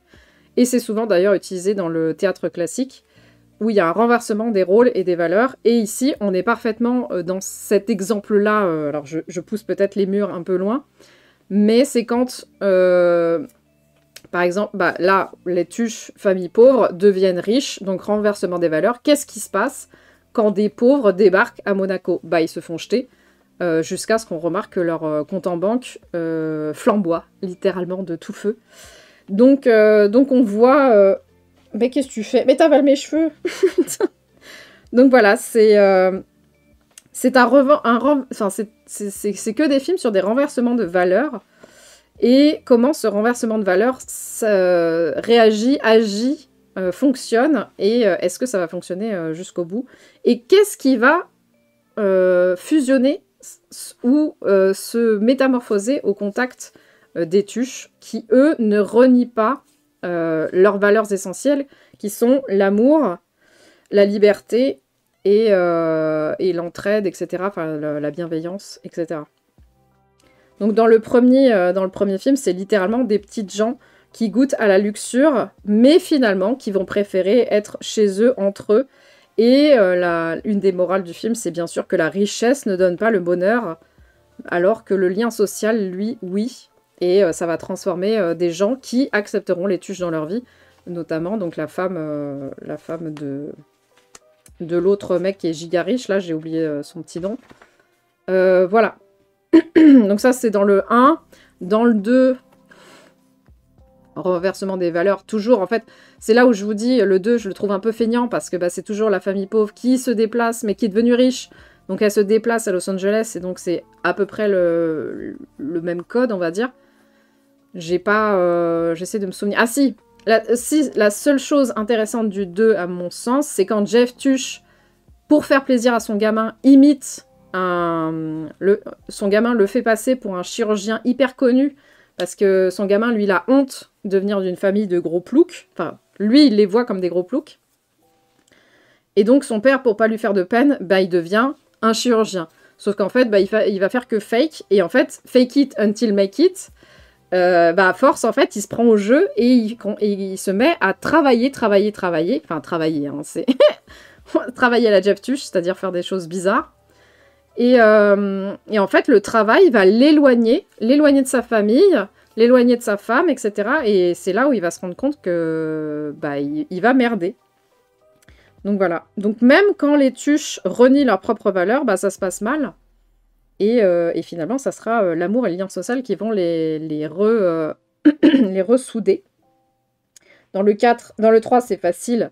C'est comment des gueux, des sans-dents, deviennent bah, les responsables du pays tout entier. Alors là, c'est le plus évident. Et c'est d'ailleurs une très bonne critique parce que... Oula, qu'est-ce qu'elle me fait? Au secours, bébé! Elle est en train d'appuyer. Si le live se coupe, c'est bébé qui a appuyé sur des touches. Moi, ce que j'ai vraiment aimé dans le 3, c'est le discours, le débat de l'entre-deux tours. Où en fait, Jeff Tuch, il est en mode bas les couilles en face de l'ancien président. Parce que lui, en plus, il veut pas devenir président. Lui, son but, c'est juste qu'on parle de Bouzole et qu'on mette un TGV à Bouzole. Voilà, c'est son unique but de tout le film. Et ça va pas varier, d'ailleurs. Et l'autre en face, bah, c'est un vrai politicien avec des dents qui rayent le parquet, etc. Donc, il est très énervé. Et Jeff Tuch, lui, se fout juste de la gueule de ses oreilles. Voilà, et ça l'énerve. Et l'autre, il a un ego tellement démesuré, comme tous les politiciens, qui part en quart de tour et qui commence à insulter tous les Français en mode je m'en bats les couilles des pauvres, etc. Et en fait, c'est exactement ce que la moitié des politiciens pensent en réalité. Ou n'importe quelle personne qui atteint le pouvoir, en fait. T'oublies très très vite bah, ce pourquoi t'étais là et qui t'a élu. Donc voilà, critique, vous allez me dire, ma foi, arrête! Ma foi, assez cliché, assez classique, mais quand même important à rappeler. Surtout en ce moment, je trouve. Parce qu'avec tout... comment on appelle ça? Tout la langue de bois qu'ils n'arrêtent pas de nous refiler à longueur de temps, là. Et toute la démagogie aussi de tous les groupes, surtout à droite, juste pour capter l'électorat le plus pauvre. Ça fait pas trop de mal. Dans le 4, toujours renversement des valeurs, où là, ça sera de la valeur capitaliste, où en fait, c'est quand une société comme Amazon veut faire du profit et veut tout racheter, tout vendre, etc. Et quand même un produit dont ils s'en battaient les couilles, qui a été fait main par des petits artisans, on va dire, ils veulent le rattraper, mettre la main dessus, le vendre, alors qu'en fait, bah, dans les faits, les personnes qui ont créé cet objet ne veulent pas le vendre, ils vont juste le donner. Parce que pour eux, ça leur fait plaisir de donner, parce qu'ils sont comme ça. Ils font les choses parce que ça leur fait plaisir. Et ils sont pas dans cet objectif de rendement. C'est pas pour ça qu'ils ont créé et relancé cette boîte de jouets en bois. C'est juste pour faire plaisir aux enfants, retrouver le goût et aussi pour faire chier, pour faire chier Marteau. Mais voilà, c'est au départ, les valeurs des Tuches, c'est toujours le don, la bienveillance. Ils feront jamais payer quelqu'un, etc. Et ça se voit.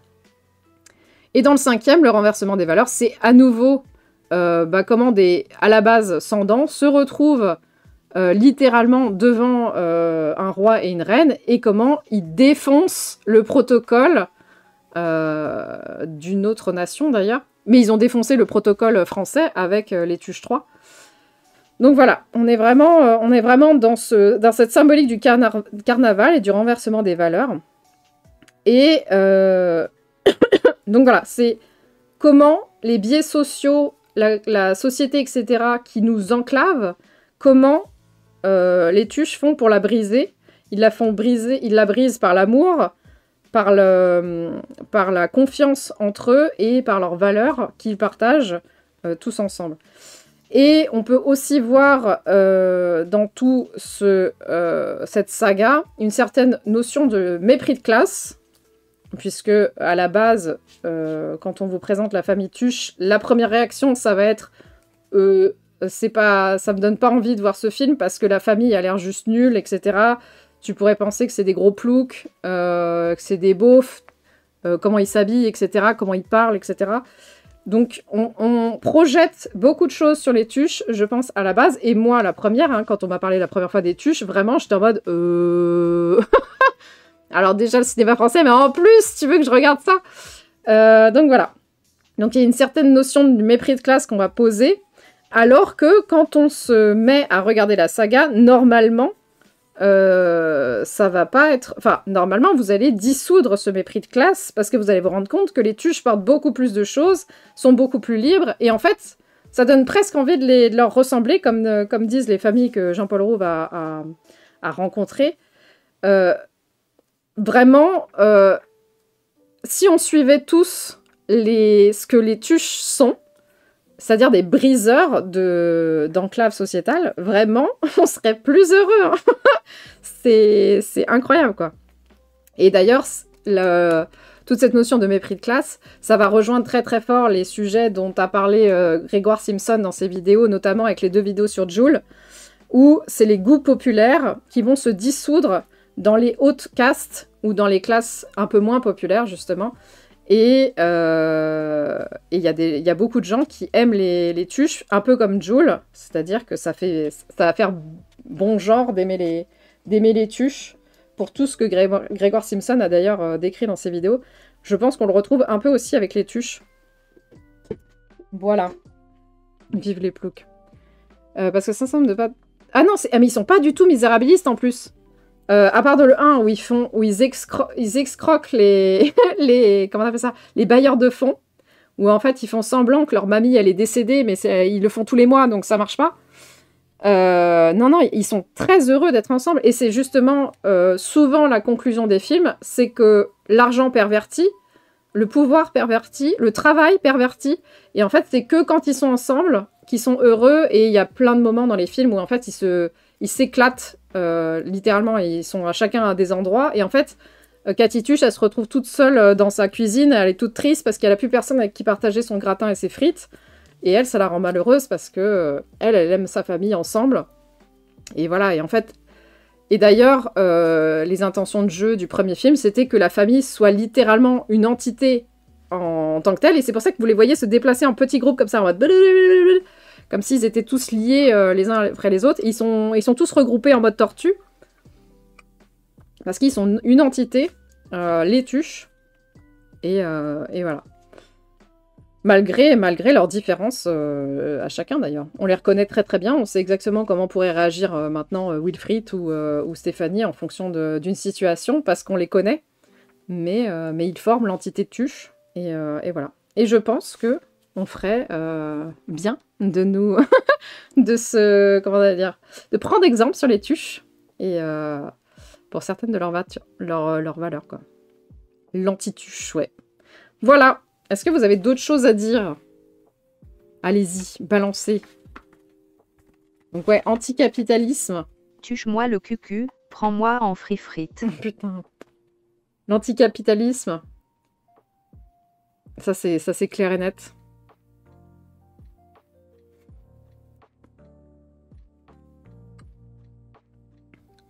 J'adore toujours ces films. Mais oui, franchement, quand je les ai vus... Alors déjà, je pensais les avoir vus, mais en fait, non. Et quand j'ai découvert les autres, j'étais en mode, waouh, c'est bien. Hein. C'est bien, c'est bien. Non, c'est bien. Puis ça se voit quand les auteurs sont de gauche, on va dire. Et ça se sent. Il y a toujours des petites remarques, des petites vannes, des petites réflexions qui sont intéressantes. Voilà. J'espère que les personnes qui n'auront pas vu ces films auront envie de les voir. Afin du 1, de voir la journée de 4 heures de taf qui est un truc que les entreprises adoptent aujourd'hui. Non, mais juste à Bouzole. Hein. Oui, c'est vrai. Et c'est ça que je vous ai dit, enfin que je vous disais, non, ça va, enfin, comment les tuches vont dissoudre et envoyer enfin, réussir à mettre leur valeur dans les environnements sur les côtés, on va dire. C'est qu'effectivement, à Bouzole, maintenant, les entreprises les heures de travail, c'est que 4 heures par jour, et tu ne peux pas arriver en avance, et tu ne peux pas partir en retard, etc., quoi. Oui, c'est Cabouzol, oui, oui. Oui, oui, oui. Par contre, dans le Tuche 3, ils font des vieilles... les Tuches arrivent à foutre des vieilles lois nulles, genre péage gratuit pour les Nevada. Comme s'il y avait 600 Nevada en France. Et je sais plus quel autre... Ah oui, ici, un TGV par... une TGV par ville, ça n'a aucun sens. Et mais voilà, ils arrivent quand même à... Pas pervertir, mais pervertir dans le bon sens. Parce qu'en fait, Bouzol devient un havre assez exceptionnel, puisqu'ils travaillent peu, et pourtant ils sont bien, ils sont contents, ils font d'autres choses. Enfin voilà. Nous aussi, on fera la semaine des 4 heures de staff. Voilà, voilà. Est-ce que vous avez d'autres choses à dire sur les tuches? Fais-moi un bisou sur la tuche, ça marche moins bien. C'est une boussole qui indique quelle direction. Coucou Weshinofoy, comment ça va? Qui indique les frites, les frites, les frites, les frites. Ah oui, si, petite anecdote, dernière anecdote de tournage. Toutes les frites étaient dégueulasses, sauf pour le Tuche 3. Voilà. Ma rétro-tuche. Bah merci, merci à vous d'avoir été là. Pour l'avoir écouté. Tchuss, tchuss, touche. Je sais pas le dire.